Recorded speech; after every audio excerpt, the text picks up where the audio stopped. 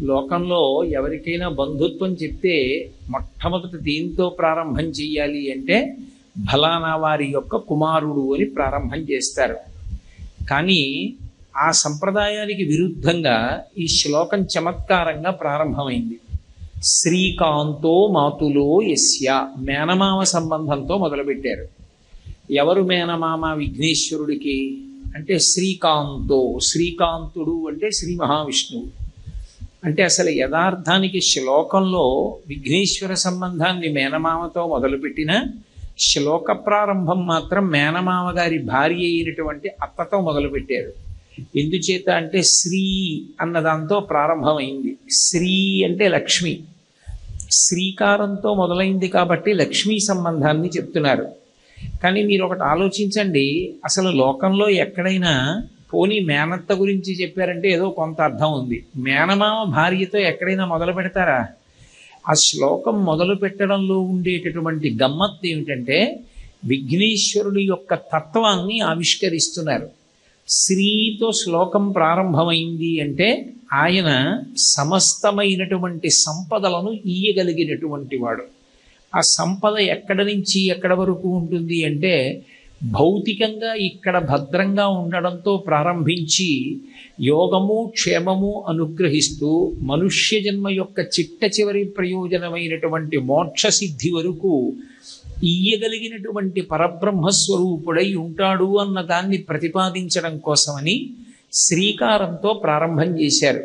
అందుకని శ్రీకాంతో మాతులో యస్య, అటువంటి లక్ష్మీ కటాక్షం ఇవ్వగలిగినటువంటి వాడు, లక్ష్మి భర్త అయినటువంటి శ్రీ మహావిష్ణువు మేనమామ అయినవాడు. ఆయనకి మేనమామ ఎవరు అంటే శ్రీ మహావిష్ణు. విఘ్నేశ్వరుని యొక్క తల్లి పార్వతీదేవి. పార్వతీదేవికి ఉన్న పేరు నారాయణి. ఆవిడ పుట్టినప్పుడు నల్లగా ఉంది కాబట్టి కాళీ అని పేరు పెట్టారు. నారాయణుని యొక్క చెల్లెలు కాబట్టి నారాయణి నల్లగా ఉంటుంది. నారాయణుడు విఘ్నేశ్వరుడికి మేనమామ కాబట్టి నువ్వు సాక్షాత్తుగా శ్రీ మహావిష్ణువుని మేనమామగా పొంది ఉన్నవాడవు.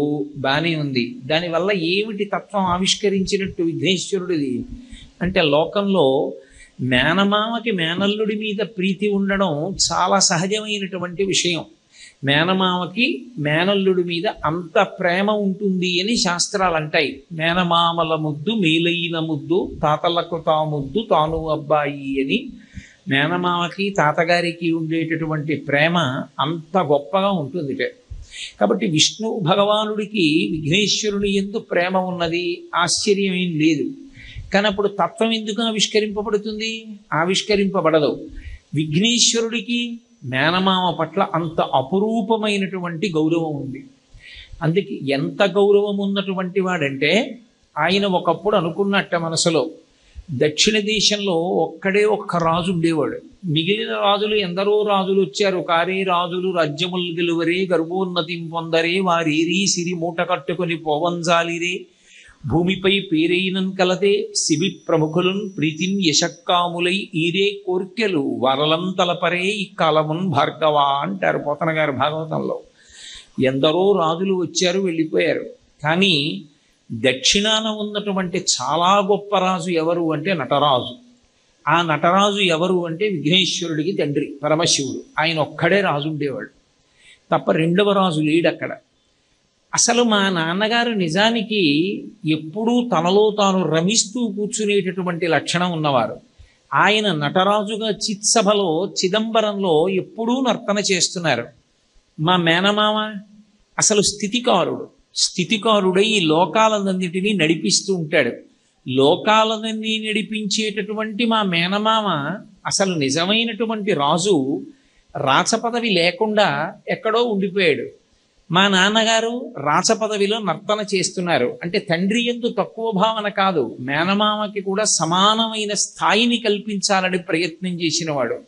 శైవ వైష్ణవాల మధ్యలో ఒక వారధిగా నిలబడి రెండిటికి సమాన ప్రతిపత్తిని కల్పించినటువంటి వాడు విఘ్నేశ్వరుడు. ఆయన అనుకుని ఇక్కడ మా మామయ్యకి ఒక స్థానం ఉండాలనుకున్నాడు.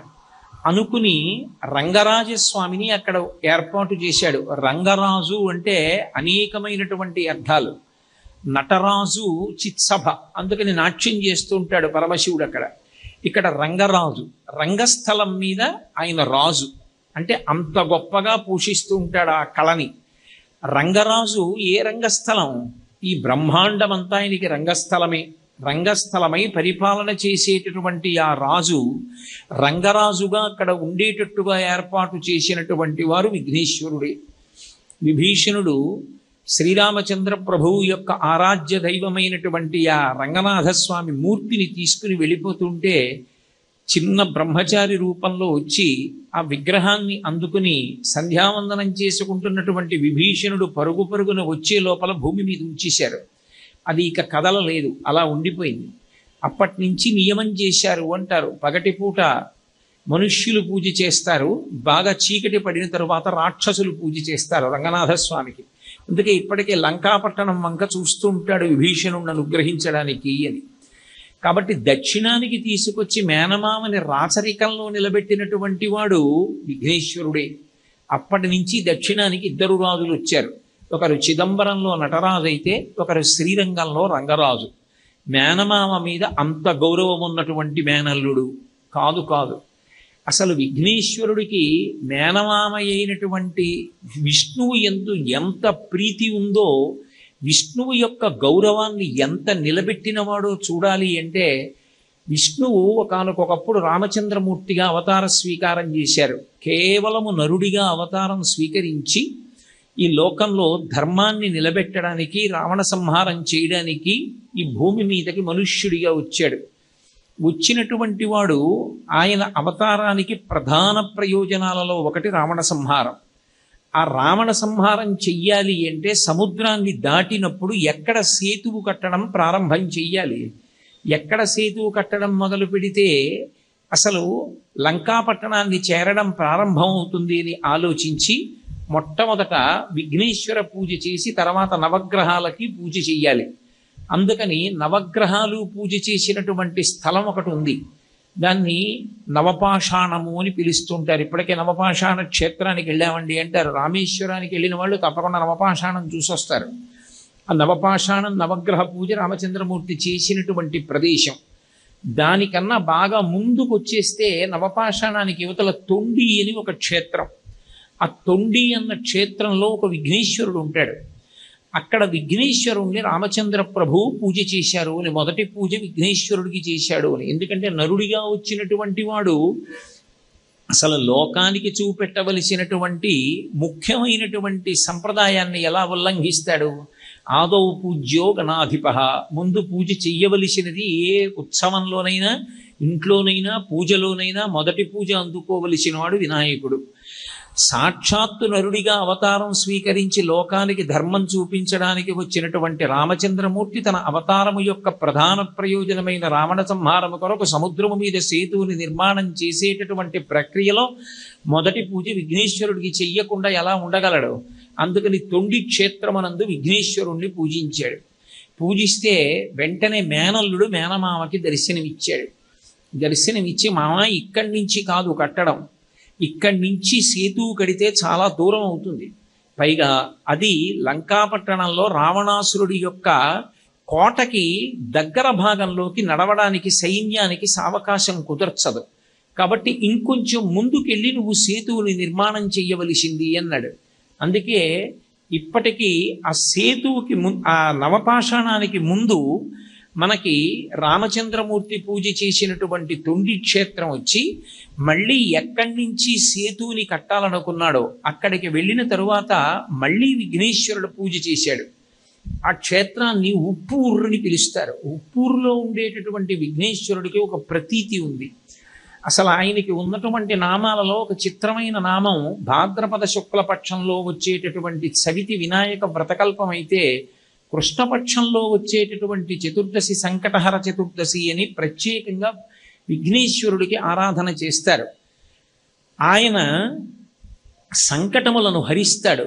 ఉప్పూరులో ఉండేటటువంటి వినాయకుడికి ఉన్న వైభవం ఏమిటి అంటే, ఎంత సంకటంలో ఎంత కష్టంలో ఉన్నవాడినైనా సరే ఉప్పూరు వెళ్ళి దర్శనం చేసుకుంటూ ఉంటారు. ఉప్పూరులో వినాయకుడికి దర్శనం చేసి ఆయనకి ఒక నమస్కారం చేస్తే ఎంత కష్టంలో ఉన్నవాడికి బయటికి వచ్చేటటువంటి మార్గం ఒకటి దొరుకుతుంది అంటారు ఇప్పటికీ పెద్దలు. ఆ ఉప్పూరు దగ్గరే మొట్టమొదట రామచంద్ర ప్రభువు పూజ చేశారు. పూజ చేసి సేతు నిర్మాణం ప్రారంభం చేశారు. చిత్రం ఏమిటంటే తొండి క్షేత్రంలోనూ ఉప్పూరు క్షేత్రంలోనూ కూడా విఘ్నేశ్వరుడికి దేవాలయం కానీ విమానం కానీ ఉండవు. రెండు చోట్ల కేవలం ఓ పందిరి కింద ఉంటాయి మూర్తులు. అప్పటి నుంచి ఇప్పటికీ ఎప్పటికీ కూడా నేను దేవాలయంలో కానీ విమానం కింద కానీ ఉండను అని ప్రతిజ్ఞ చేశాడు. ఎందుకంత ప్రతిజ్ఞ చేయవలసి వచ్చింది, ఎందుకు దేవాలయంలో ఆయన ఉండడు అంటే, నా మేనమామ ఒకనాడు మా అత్త కనపడక సేతు నిర్మాణం చేసి రావణవధ చేయడానికి వానర సైన్యాన్ని తీసుకుని వెడుతున్నప్పుడు మా మామ పడ్డ కష్టాన్ని నేను చూశాను. మా మామ పడ్డ కష్టం చూసిన నేను అంత కష్టం మేనమామ పడుతుంటే నేను వైభవంగా ఉండకూడదు అని నిర్ణయించుకున్నాను. అందుకే ఇలాగే ఉండి అనుగ్రహిస్తానని ఇప్పటికీ అలాగే ఉండిపోయాడు. మీరు ఇప్పటికీ ఆ ద్రవిడ దేశం వెళ్ళి ఆ రామేశ్వరం వెళ్ళేటప్పుడు ఈ క్షేత్రాల్ని దర్శనం చేసుకుంటూ వెడితే అక్కడ స్థల పురాణాల్లో చెప్తారు, రాముడు మొదట పూజ చేసినటువంటి క్షేత్రం తొండి అయితే, తర్వాత పూజ చేసినటువంటి క్షేత్రం ఉప్పూర్, తర్వాత నవపాషాణం, తర్వాత సేతు నిర్మాణం చేశాడు.